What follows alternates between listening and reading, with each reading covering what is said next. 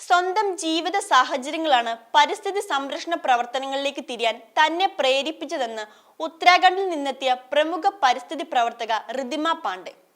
കുടുംബശ്രീയുടെ ആഭിമുഖ്യത്തിൽ കനകക്കുന്ന് നിശാഗന്ധി ഓഡിറ്റോറിയത്തിൽ സംഘടിപ്പിച്ച കുട്ടികളുടെ അന്താരാഷ്ട്ര ശുചിത്വ ഉച്ചകോടിയുടെ ആദ്യ ദിനത്തിൽ രണ്ടാം പ്ലീനറി സെക്ഷനിൽ പങ്കെടുത്ത് സംസാരിക്കുകയായിരുന്നു ഋദ്ധിമ പാണ്ഡെ.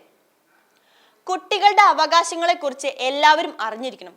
ശുദ്ധമായ വായുവും വെള്ളവും പുതുതലമുറയുടെ അവകാശമാണ്. ശക്തമായ വാക്കും ശബ്ദവുമാണ് കുട്ടികൾ ഇതിനായി ഉപയോഗിക്കേണ്ട ആയുധങ്ങൾ.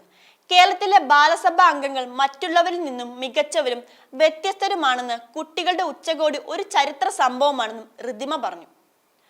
പരിസ്ഥിതി മലിനീകരണ പ്രശ്നങ്ങൾ ഉയർത്തിയ മാരകമായ ഭീഷണികൾക്ക് ഇരയാകേണ്ടി വന്ന ഒരാളായിരുന്നു താനെന്നും ഇന്ത്യയിലെ പ്രമുഖ ബാലപരിസ്ഥിതി പ്രവർത്തകയും വേൾഡ് ചിൽഡ്രൻസ് പീസ് അവാർഡ് ജേതാവുമായ ലിസ്പ്രിയ കാഞ്ചും 2018 കേരളത്തിലുണ്ടായ പ്രളയവും ഒഡീഷയിലുണ്ടായ ചുഴലിക്കൊടുങ്കാറ്റും അതിന്റെ ഇരകളായ സ്ത്രീകളുടെയും കുട്ടികളുടെയും അനുഭവങ്ങളുമാണ് തന്നെ പരിസ്ഥിതി സംരക്ഷണ ദൗത്യം ഏറ്റെടുക്കാൻ കാരണമായതെന്ന് ലിസ്പ്രിയ വ്യക്തമാക്കി. ഭൂമി എന്ന ഗ്രഹത്തിൽ മനുഷ്യജീവിതത്തെ ദുഷ്കരമാകുന്ന പ്ലാസ്റ്റിക് ഉൾപ്പെടെയുള്ള വിവിധ മാലിന്യ ഭീഷണികളെ നേരിടാനുള്ള കരുത്ത് കുട്ടികൾക്കുമുണ്ട്.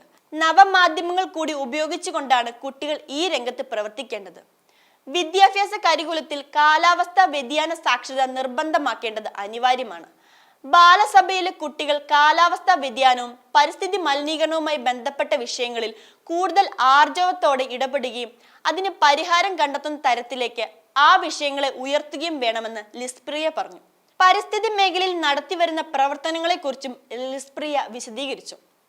ഇന്ത്യൻ തലസ്ഥാനമായ ഡൽഹിയിലെ വർദ്ധിച്ചു വരുന്ന മാലിന്യ പ്രശ്നങ്ങളെ കുറയ്ക്കുന്നതിനായി ഡിസ്പോസിബിൾ വാല പദ്ധതി ആരംഭിച്ച ദിൻപക്ഷ് കുമാർ, ഡൽഹിയിൽ സ്റ്റാർട്ടപ്പ് സംരംഭകനായ കരൺ കുമാർ, കേരളത്തിൽ നിന്നുള്ള സ്റ്റാർട്ടപ്പ് സംരംഭകരായ അതുൽ മനോജ്, ഹരികൃഷ്ണൻ എന്നിവരും തങ്ങളുടെ അനുഭവങ്ങൾ പങ്കുവച്ചു. മുൻ ബാലസഭാ അംഗം കൂടിയ അതുൽ മനോജ് തങ്ങളുടെ സംരംഭമായ മന്ദാകിനി അഗർബത്തിയുടെ വിജയകഥകൾ പറഞ്ഞ് കുട്ടികളിൽ ആവേശം പകർന്നു.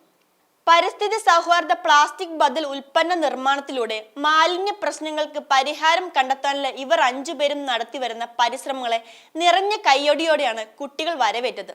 പ്രകൃതിയും പരിസ്ഥിതിയും സംരക്ഷിക്കുന്ന ദൗത്യം ഏറ്റെടുക്കാൻ യുവതലമുറ സജ്ജമാണെന്ന് തെളിയിച്ചുകൊണ്ടായിരുന്നു സെക്ഷന്റെ സമാപനം.